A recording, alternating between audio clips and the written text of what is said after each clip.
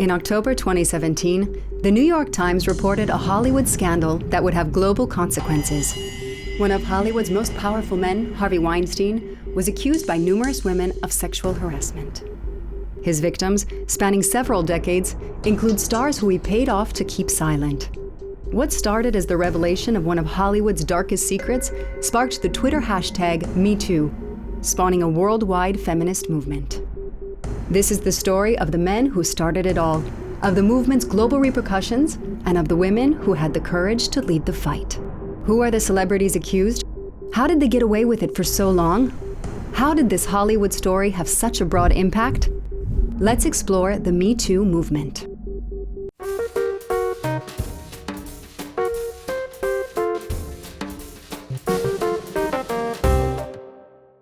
Harvey Weinstein, who believed in us and made this movie. Harvey and Bob Weinstein. Harvey Weinstein. Harvey Weinstein. Harvey Weinstein. Harvey Weinstein. Harvey Weinstein. And Harvey. Thank you, Harvey Weinstein. Harvey Weinstein. The Mishpucha Weinstein. And God, Harvey Weinstein. With over 81 Oscars under his belt, it has been said for decades that Harvey Weinstein has been thanked more than God. For years, Harvey Weinstein has extended his influence on Hollywood as an independent movie producer. In the early 90s, through his company Miramax, he produced, alongside his brother Robert, his first international hits. Steven Soderbergh's Sex, Lies, and Videotape in 1990, and Quentin Tarantino's Pulp Fiction in 1994 brought attention to the Weinstein brothers, since they both won the Palme d'Or at the Cannes Film Festival. Miramax at the time was kind of the archway that young filmmakers came in, the new filmmakers came in. So I met with Harvey. It was almost like a scene from The Godfather when I met Harvey. So I come into the hotel and it's full of smoke. It's like cigar smoke. And I come in, I sit down, and there's Harvey. And he's an intuitive guy and literally stopped me mid-sentence, and he said, "I'm making your movie. Tell your agents not to fuck with me." That's literally what he said. And then I was like, "I'll tell him, sir." Harvey Weinstein could make or break a career. If he wanted to make you a star, he would. If he wanted to make you disappear, he could do that as well. In 1997, Harvey won his first Oscar for Best Movie for The English Patient. For Harvey Weinstein, the Oscar it's not just a sign of prestige. An Oscar is also a great marketing tool and one for increasing box office and income. So Harvey Weinstein put all his effort into Oscar campaigns. And not only was he very aggressive about getting ads in newspapers through any means possible or approaching Academy members individually if needed, he also allegedly had people engage in whisper campaigns that would smear the other movies that were nominated. In the following years, he was the controlling force behind some of contemporary cinema's greatest successes. Among the films he produced are Good Will Hunting, The Scream Saga, Shakespeare in Love, Gangs of New York, Sin City, and every Quentin Tarantino film. But his work methods were not always esteemed by his peers. I made a very nice little film, I think, called My Life So Far. It got wonderful reviews, but it was ruined by Harvey Weinstein. Completely just decimated and ruined. He put his heavy fist upon it, but that's what he does. He tries to change people's work because to do it like he wants it. If Harvey Weinstein wanted to make a film, even one that he made disappear, he would do that. He had the power to make something that he had spent a lot of money on just completely go under the radar. His work habits were not the only problem. As early as 2005, rock icon and actress Courtney Love tried to warn people of Weinstein's behavior. When asked about what advice she had for young actresses, she replied, Harvey Weinstein invites you to a private party and it's 4 seasons stuff. There's no way of knowing who knew and who didn't and what they knew. But I feel like everyone who worked in the industry had heard something at some point about Harvey Weinstein. Similarly, in 2013, comedian and director Seth MacFarlane made a scathing joke about Weinstein at the Oscar nomination ceremony. And action. Congratulations! You 5 ladies no longer have to pretend to be attracted to Harvey Weinstein. In 2017, Seth MacFarlane offered some context to his 2013 attack on Weinstein with this tweet. In 2011, my friend and colleague Jessica Bart confided in me regarding her encounter with Harvey Weinstein and his attempted advances. It was with this account in mind that when I hosted the Oscars in 2013, I couldn't resist the opportunity to take a hard swing in his direction. Make no mistake, this came from a place of loathing and anger. Many of his collaborators acknowledged they knew at least parts of his behavior. Ben Affleck and Matt Damon, and also Meryl Streep. All frequent Weinstein collaborators have been accused of knowing and covering up his actions for years. There were a lot of actors who have greatly benefited from Harvey Weinstein over the years. It is completely impossible to know what they knew and what their individual responsibility is in this case. It's a much larger discussion. His most frequent and famous collaborator, star director Quentin Tarantino, admitted in 2018 that there was more to it than just the normal rumors, the normal gossip. It wasn't secondhand. I knew he did a couple of these things. I knew enough to do more than I did. Tarantino told the New York Times that his then-girlfriend Mira Sorvino had told him about an incident involving Weinstein making unwelcome advances and physical contact. I couldn't believe he would do that so openly. But the thing I thought then, at the time, was that he was particularly hung up on Mira. Because he was infatuated with her, he horribly crossed the line. Many seem to know at least parts of his alleged behavior towards women. So why didn't these stories gain traction earlier? Who are the women who became known as the silence breakers? Let's listen to their shocking stories. In late 2017, the New York Times published a now famous article describing accusations of sexual assault by 13 women spanning 2 decades. The stories all described a sexual predator that often used the same methodology to attack his victims. First, Harvey Weinstein would invite a young actress to his hotel to talk about a part in one of his movies. Originally set at the bar, the meeting would be moved to his suite, where he claimed he had his office set up. When the actress arrived, he would welcome her and would talk to her about the script. And he would quickly become overly flirtatious and physical. He would insist on opening a bottle of champagne and make her drink. Using his power in the industry, he would make promises to advance the actress's career in exchange for her compliance. He would ask her for a massage or propose one, or ask her to watch him take a shower. There was an occasion where he chased one of the actresses around the table when she refused to do so.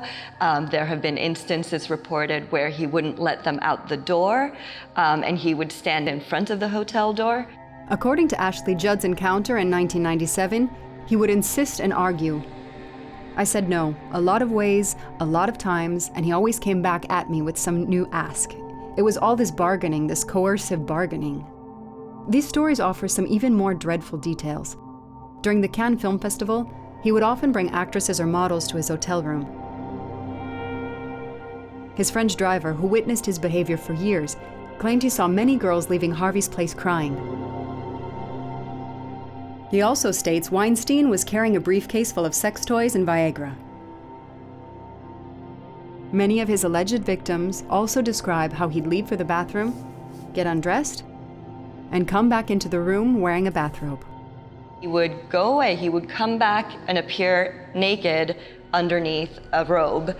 And at that point, he would ask them to either massage him or watch him masturbate, or in some instances, he would try to force them to go down on him. Thankfully, many escaped. Others were not so lucky. Actress Asia Argento alleged that she had been sexually assaulted by Harvey Weinstein during the Cannes Film Festival in the 1990s. Argento delivered a powerful speech following the 2018 Cannes Film Festival, calling the festival Weinstein's hunting ground. In 1997, I was raped by Harvey Weinstein here at Cannes. I was 21 years old. And even tonight, sitting among you, there are those who still have to be held accountable for their conduct against women. One of the first to speak up was the charmed and Planet Terror star Rose McGowan. After years of forced silence, she shared with the world her dreadful story. In 1997, when Rose McGowan was making Scream, which was a Harvey Weinstein film, he allegedly raped her at the Sundance Film Festival. McGowan claimed that when she spoke up about the assault, some in Hollywood threatened to end her career. Weinstein responded with a $100,000 settlement in agreement that she would keep quiet. And the story didn't end there. Robert Rodriguez, the director, met Rose McGowan at Cannes. And she complimented his film, Sin City, and said that she really wished she could have been a part of it. And he said, "You would have been excellent, why didn't you audition?" And she told him that she wasn't allowed to audition for any Weinstein films. And she had also signed the non-disclosure agreement after he allegedly raped her at Sundance. Now, Robert Rodriguez then saw Weinstein at that party as he was sitting with Rose McGowan, and called him to the table and said, "Hey, have you met this actress? She's fantastic. I'm going to cast her in my next film." And from the expression on Harvey Weinstein's face, he immediately knew, he says, that everything that Rose McGowan had just told him is true. And Harvey Weinstein didn't, at that point, stand in his way. He did allow him to cast Rose McGowan. What he did instead was pretty much bury the film. It never got the marketing it deserved, it never got the release it deserved. The rest is history. For some of his victims, coming forward was especially difficult. This was the case for Uma Thurman, who has worked with Weinstein on some of her biggest hits, Pulp Fiction and Kill Bill. When Uma Thurman first discovered that Harvey Weinstein had been exposed, her reaction was just one of anger. And she didn't say anything until she was ready to speak. And when she was, she told the story of her sexual assault at the hands of Harvey Weinstein. She recounted to the New York Times a series of disturbing incidents, including an alleged assault at the Savoy Hotel in London. And these stories are just the tip of the iceberg. Many other women came forward. It was quite incredible, the names that came forward in regards to Harvey Weinstein. Gwyneth Paltrow, Angelina Jolie, Cara Delevingne. The list was absolutely endless, and it included a lot of A-list talent. And shocking evidence would soon surface in the Weinstein affair. I want to go downstairs. I'm not going to do anything. You'll never see me again after this. But before sharing this audio recording and exploring Harvey Weinstein's downfall, let's take a look at the global repercussions of this Hollywood scandal. Yeah! 10 days after the first New York Times article broke, actress Alyssa Milano published the following tweet. Suggested by a friend, if all the women who have been sexually harassed or assaulted wrote "Me Too" as a status, we might give people a sense of the magnitude of the problem. And tens of thousands took up her call. Far beyond Hollywood's glimmering lights, women all over the world made their voices heard under the Me Too hashtag. And the Me Too hashtag was used 500,000 times on Twitter in the first 24 hours and 4.7 million times on Facebook within the first 24 hours alone. Surprisingly, Alyssa Milano was not the first to use the Me Too hashtag. The hashtag was coined by civil rights activist Tarana Burke over a decade earlier. The rise of social media and the power of a celebrity turned the hashtag into a global phenomenon.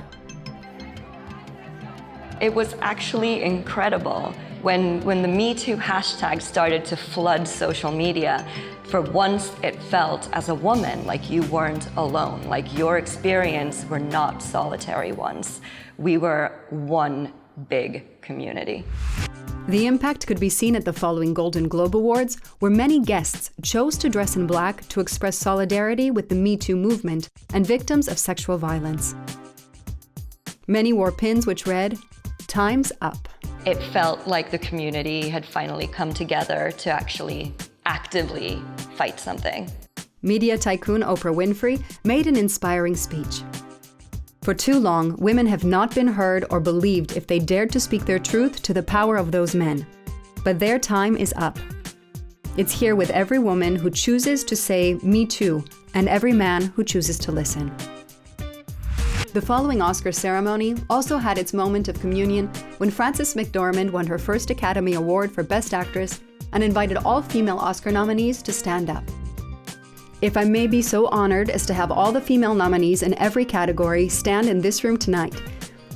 Okay, look around everybody, ladies and gentlemen, because we all have stories to tell and projects we need financed. This movement has shown that Harvey Weinstein was only the beginning.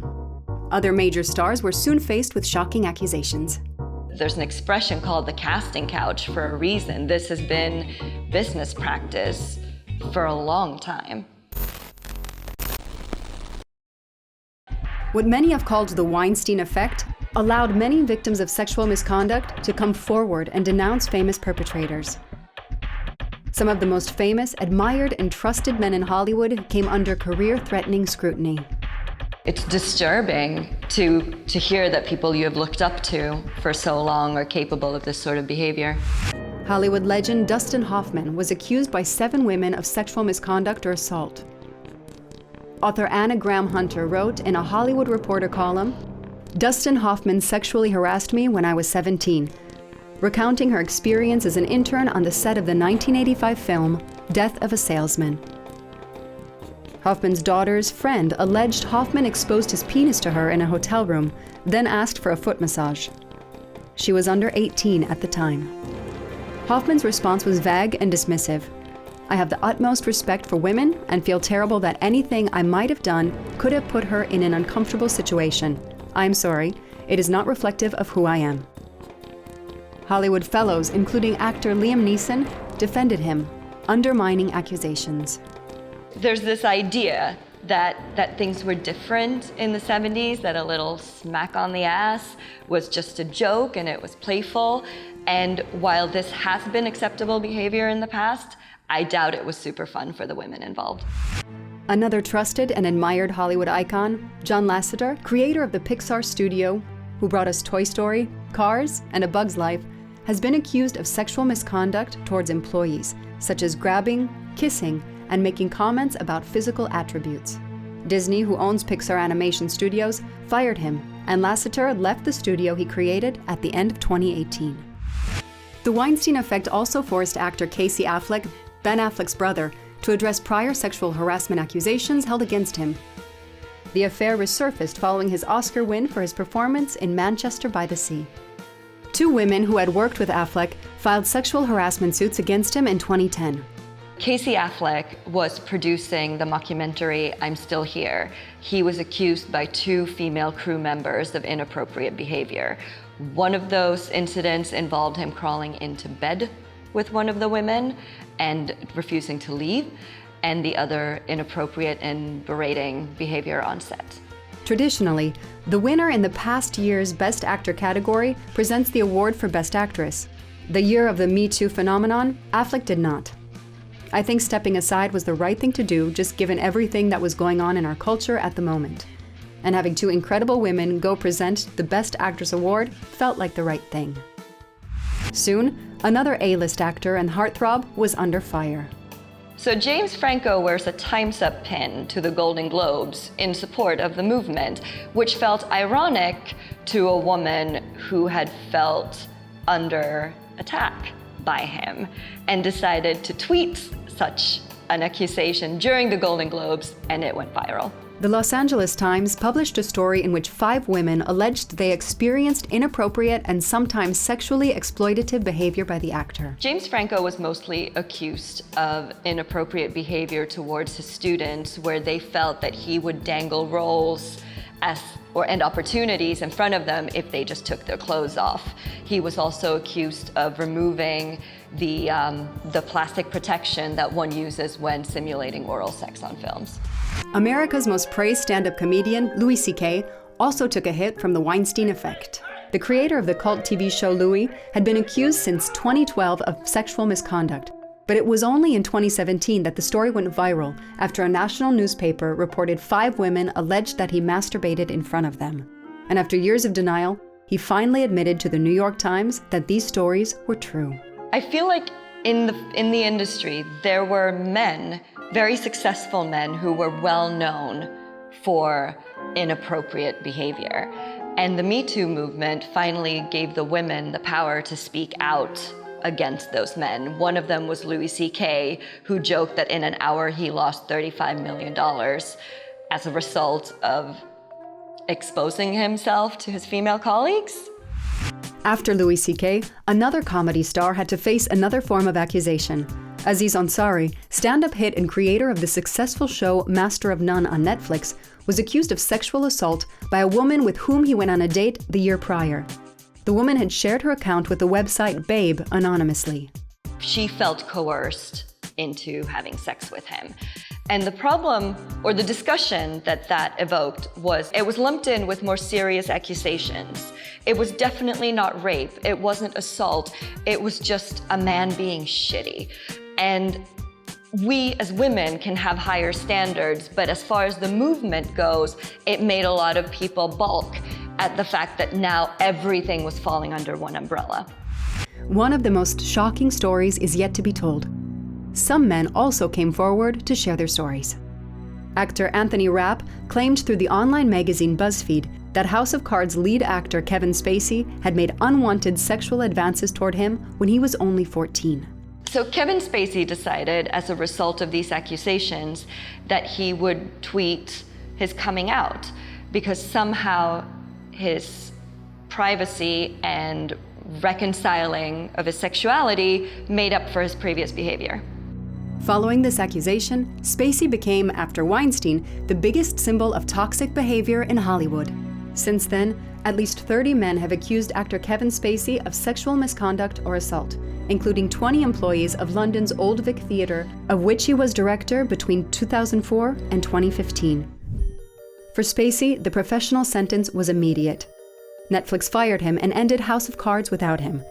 And director Ridley Scott even reshot Spacey's scenes in his already completed film, All the Money in the World, replacing the disgraced actor with Christopher Plummer. After a year of complete silence, Spacey came back on YouTube with a disturbing video. Kevin Spacey decides to tweet out a video of himself as Frank Underwood, flippantly denying the accusations and simultaneously asking if we would want him back on House of Cards. It was completely bizarre, considering there's now 30 people who have accused him. But you wouldn't believe the worst without evidence, would you? You wouldn't rush to judgments without facts, would you? Did you? And even more unexpected is the fact that Asia Argento made headlines again, this time as an accused. She was accused by a co-star of assaulting him when he was 17 and she was 37. A movement like Me Too depends on, unfortunately, on the morality of the people accusing the perpetrators. And when one of those is accused of doing the very same thing, unfortunately, it sets the movement right back. The Weinstein effect and the power of the Me Too movement really struck everywhere and put on hold the careers of many big stars. It's now time to see what the repercussions and punishments were for the man who started it all.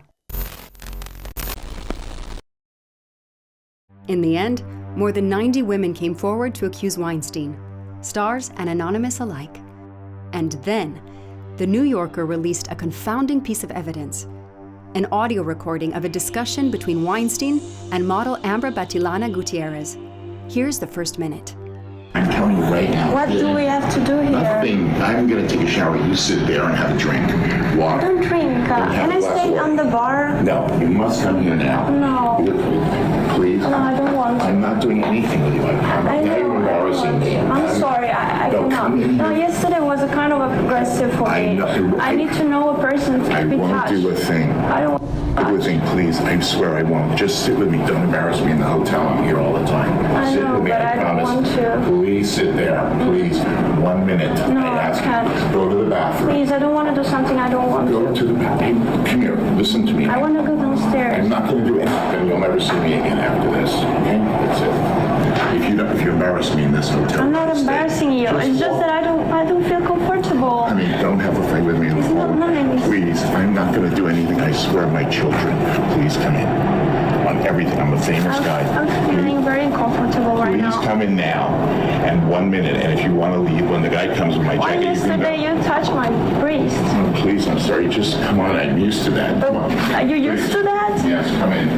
Because No, but I'm not used to I that. won't do it again. Of course, these rumblings had been around for years, but Harvey Weinstein, with the power he had always been able to shut those articles down, and now he wasn't. The repercussions were immediate. His company fired him, and his past collaborators turned their back on him, all sharing stories of his abusive behavior. For Harvey Weinstein, the punishment was not just professional, but personal. His wife, Georgina Chapman, left him very soon thereafter. She later spoke about it in an interview with Vogue. My head was spinning, so there was a minute where I couldn't make an informed decision. And then the stories expanded, and I realized that this wasn't an isolated incident. And I knew that I needed to step away and take the kids out of here. The giant that once stood at the very top of the industry had crumbled. Hollywood has been through many changes throughout its history, but the Me Too movement might be one of its most radical changes ever. This movement hopefully puts an end to the casting couch. That from now on, when this sort of behavior happens to women, they can speak up, and they're not the ones getting fired. It's the perpetrator. Ever-changing Hollywood is now a safer place for women to be part of. The City of Angels might finally be able to deserve its name.